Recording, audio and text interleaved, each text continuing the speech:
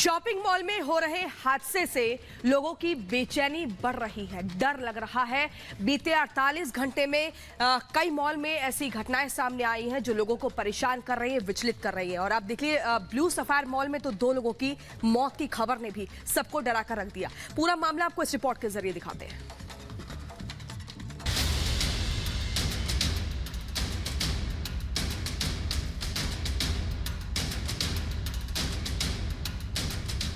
बड़े बूढ़े शॉपिंग करने, बच्चे खेलने कूदने और लड़के लड़कियां घूमने जाते हैं।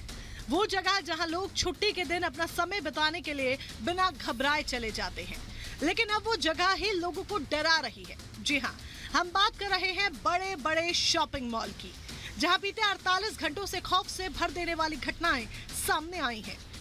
ग्रेटर नोएडा का ब्लू सफायर मॉल हो, दिल्ली का एम्बियंस मॉल हो, गाजियाबाद का शिप्रा मॉल हो या फिर नोएडा का साइबर थम मॉल, हर जगह ऐसे दर्दनाक हादसे हुए जिसने वहां जाने वाले लोगों की रूह कपा कर रख दी। लोगों के अंदर ऐसा खौफ भर गया कि लोग मॉल जाना तो दूर, उसके आसपास से गुजरने से घबराने लगे, क्योंकि ऐसी घटनाएं कभी नहीं आई सामने जो बीते 48 घंटे में आई। 3 मार्च को ग्रेटर नोएडा के ब्लू सफायर मॉल में एक बड़ा हादसा हुआ। मॉल के वॉकिंग कॉमन एरिया में अचानक से छत से ग्रिल नीचे गिर गई, जिसकी चपेट में आने से 2 लोगों की मौत हो गई। घटना से मॉल में अफरा तफरी मची, लोग अपनी जान बचाने के लिए इधर उधर भागने लगे। ऐसी ही घटना राजधानी दिल्ली से सामने आई। बसंत कुंज इलाके में मौजूद एम्बियंस मॉल के ऊपरी हिस्से में लगा जिप्सम क्लैडिंग सीलिंग थोड़ा झुक गया। उसे उतारने की कोशिश हो रही थी, तभी सीलिंग गिर गई। इसकी वजह से मॉल के एक हिस्से में कुछ कांच टूटे। गनीमत ये रही कि जब ये घटना हुई उस वक्त मॉल में कोई मौजूद नहीं था, वरना बड़ा हादसा हो सकता था। उधर गाजियाबाद के इंदिरापुरम में शिप्रा मॉल की पार्किंग में शनिवार देर शाम हादसा हुआ। यहाँ एक कार ने मासूम बच्ची को कुचल दिया। पहिए के नीचे आने से बच्ची लहूलुहान हो गई। उस बच्ची को फौरन अस्पताल ले जाया गया, लेकिन इलाज के दौरान उसकी मौत हो गई। ऐसा ही हादसा नोएडा के सेक्टर 137 स्थित साइबर थम मॉल बिल्डिंग में देखने को मिला। मॉल के एंट्री का मेन गेट एक महिला के पैर पर गिर गया, जिस वजह से महिला का पैर टूट गया। एक बच्चा भी गेट के नीचे दबने से बाल बाल बचा। लगातार बढ़ रहे हादसे सवाल खड़े कर रहे हैं। सवाल बिल्डर और कंस्ट्रक्शन नॉर्म्स को लेकर, सवाल बिल्डिंग बनाने में इस्तेमाल होने वाले मटेरियल को लेकर, और सबसे बड़ा सवाल उस अधिकारी पर जो बिना जांच के हादसों को बुलावा दे रहे हैं, इन मॉल्स को सैंक्शन कर रहे हैं। Bureau report, Republic Bharat. और बात एक और बड़ी खबर की, और बड़ी खबर जयपुर से, जहां पेपर लीक मामले में बड़ा एक्शन देखने को मिला। भजन लाल सरकार ने बड़ा एक्शन लिया और 15 ट्रेनिंग सब इंस्पेक्टर को हिरासत में लिया गया है। पेपर लीक मामले में इनसे पूछताछ की जा रही है। बड़ी खबर आपको बता रहे हैं, बड़ी खबर ये, 15 ट्रेनिंग सब इंस्पेक्टर जो हिरासत में लिए गए हैं पेपर लीक मामले में। बड़ी खबर, पेपर लीक पर एसओजी इनसे पूछताछ कर रही है। एसओजी मुख्यालय में पूछताछ चल रही है। राजस्थान पुलिस अकेडमी में छापेमारी की गई और ट्रेनिंग ले रहे 15 सब इंस्पेक्टर को पकड़ा गया है। जो आरोपी पकड़े गए उनसे जो पूछताछ हुई थी, उसमें ही कड़ियों को आपस में जोड़ने से जो 2021 में सब इंस्पेक्टर की भर्ती हुई थी, उस भर्ती में जो पेपर आउट करके और पढ़ा के जिनको सब इंस्पेक्टर में सक्सेसफुल कराया गया, ऐसे 20 लोग आइडेंटिफाई हुए हैं। गैंग के जो लोग हैं जो जुड़े हुए, और इनसे सघन पूछताछ हुई है और उन्होंने जो जानकारी दी, उसी जो विभिन्न जानकारियाँ हैं उनको एक साथ इकट्ठा करके हम इस निष्कर्ष पे पहुँचे और नया FIR दर्ज हुआ, और उसी में जिन जो संदिग्ध लाभार्थी हैं उनको आज इकट्ठा करके उनसे सघन पूछताछ टीम कर रही है। पर हमारे सहयोगी अमरदीप के साथ किरोड़ी लाल मीणा भी जुड़ गए हैं, बीजेपी नेता। अमरदीप, बहुत बड़ी कार्रवाई है और भजन लाल सरकार कार्रवाई भी कर रही है पेपर लीक मामले में। आपके साथ किरोड़ी लाल मीणा है, कैसे देखते हैं आगे कैसी कार्रवाई होगी फिर?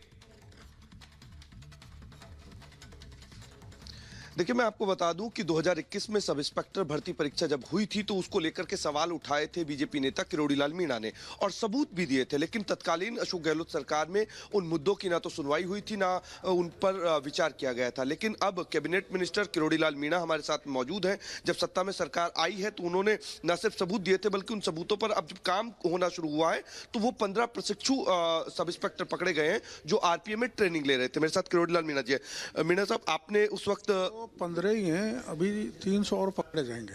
300 बड़ा खुलासा कर रहे हैं रिपब्लिक। 300 पब्लिक पक्का 300 बल्कि 400 हो जाए तो ताजुब नहीं, इसलिए कि डमी कैंडिडेट बैठाए गए। यहाँ तक हुआ कि फीमेल की जगह मेल बैठ गया और आरपीएससी ने इस बात का ध्यान नहीं दिया, परीक्षा केंद्र पर ध्यान नहीं दिया।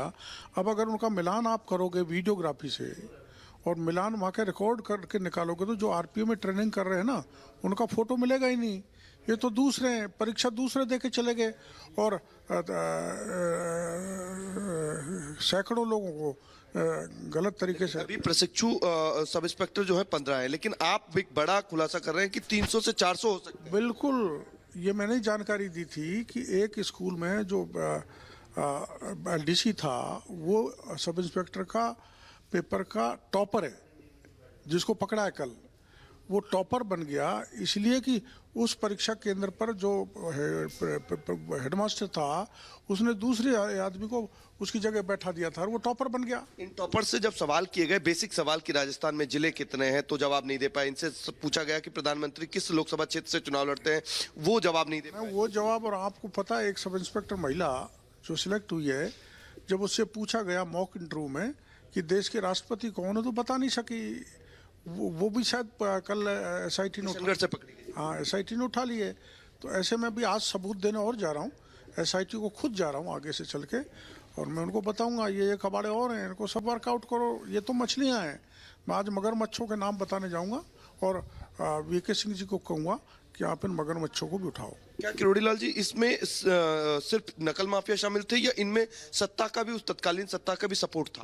देखो, तत्कालीन सत्ता के मैंने कई बार आरोप लगाए, वो तथ्यों पर आधारित थे, जिसमें कई मंत्री और विधायकों के भी नाम लिए थे। आरपीएससी चेयरमैन तक का लिया था, माध्यमिक शिक्षा बोर्ड के डीपी जारौली का नाम लिया था। पर उन पर हाथ कब डलेगा, ये मैं मुख्यमंत्री जी से बात करूंगा।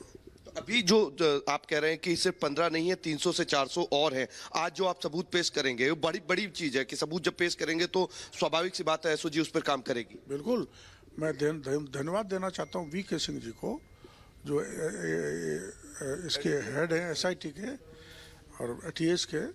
उन्होंने वास्तव में इसमें गहराई से गए हैं, पर कुछ ऐसी चीज़ें जो उनको उन्होंने बताई नहीं होगी जो पकड़े गए, और मैं आज बताऊंगा ताकि एक बड़ा खुलासा हो जाए और इस प्रकार के पेपर लीक के जरिए फर्जी लोग नौकरियों में नहीं बैठे। मैं आरएस का भी बताऊंगा। ठीक है अमरदीप, बहुत ही महत्वपूर्ण बात यहाँ पर हो रही है। किरोड़ीलाल मीणा ने अपनी बात रखी है। इनकी पहचान उस नेता के तौर पर है जब कांग्रेस के टाइम पर भी महिलाओं या युवाओं के साथ कुछ नाइंसाफी होती थी, धरने पर बैठ जाते थे।